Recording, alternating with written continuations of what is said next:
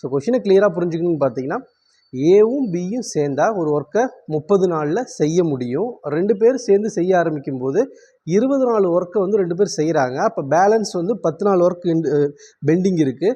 அப்படி இருக்கிற டைமில் பி வந்து லெஃப்ட் வெளியே போயிடுறாரு. பேலன்ஸ் இருக்கிற ஒர்க்கை ஏ மட்டும் தனியாக செஞ்சால் 20 நாளில் செய்வார். அப்போ டோட்டல் ஒர்க்கையும் ஏ மட்டும் தனியாக செஞ்சால் எவ்வளோ நாளில் செய்வாங்க கொஷின். ஓகேங்களா?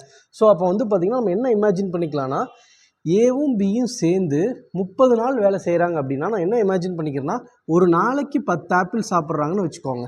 இப்போ ஏவும் பியும் சேர்ந்து 30 ஆப்பிள் சாப்பிட்றாங்க. ஒரு நாளைக்கு 10 ஆப்பிள் சாப்பிட்றாங்கன்னா 30 நாளில் 300 ஆப்பிள்.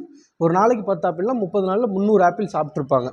இவங்க என்ன பண்ணுறாங்கன்னா ஃபஸ்ட்டு இந்த ஒர்க்கை ஸ்டார்ட் பண்ணுறாங்க. என்ன பண்ணுறாங்க? 20 நாள் செய்கிறாங்க. 20 நாளில் எவ்வளோ? ஒரு நாளைக்கு 10 ஆப்பிள்னா 20 நாளில் வந்து பார்த்திங்கன்னா ஒரு நாளைக்கு 10 ஆப்பிள்னு 200 ஆப்பிள் சாப்பிட்டு முடிச்சிருப்பாங்க. பேலன்ஸ் 100 ஆப்பிள் இருக்கும். இப்போ பி வெளியே போயிட்டார். ஓகேங்களா? பி வெளியே போனதுனால வந்து பார்த்திங்கன்னா ஏ மட்டும் அந்த ஒர்க்கை வந்து பார்த்திங்கன்னா 20 டேஸில் பண்ணுறாரு. ஓகேங்களா? இப்போ பேலன்ஸ் இருக்கிற ஆப்பிள் 100 ஆப்பிளை இவர் வந்து 20 டேஸ் பண்ணால் டிவைடட் பை 20 போட்டிங்கன்னா அப்போ ஒரு நாளைக்கு 5 ஆப்பிள் அப்படின்னு சொல்லி சாப்பிட்ருப்பாரு. 5 ஒரு நாளைக்கு 5 ஒர்க்குன்னு சொல்லி செஞ்சுருப்பார். அப்போ நமக்கு இதுலேருந்து என்ன கெப்பாசிட்டி தெரியும்னா ஒரு நாளைக்கு ஏவால் எத்தனை பீஸ் செய்ய முடியும்னா 5 பீஸ் 5 ஆப்பிள் சாப்பிட முடியும் அப்படின்னு சொல்லி நம்ம புரிஞ்சுக்கலாம். அப்போ இதுலேருந்து என்னென்னு பார்த்துக்கலாம்னா டோட்டல் ஆப்பிள் 300ன்னு சொல்லி கண்டுபிடிச்சிருக்கோம். ஏற்கனவே நம்ம வந்து இமேஜின் பண்ணியிருக்கோம். ஸோ அப்போ ஒரு நாளைக்கு 5 ஆப்பிள்னு ஏ மட்டும் சாப்பிட்டா எவ்வளோ டேஸில் முடிப்பாங்க?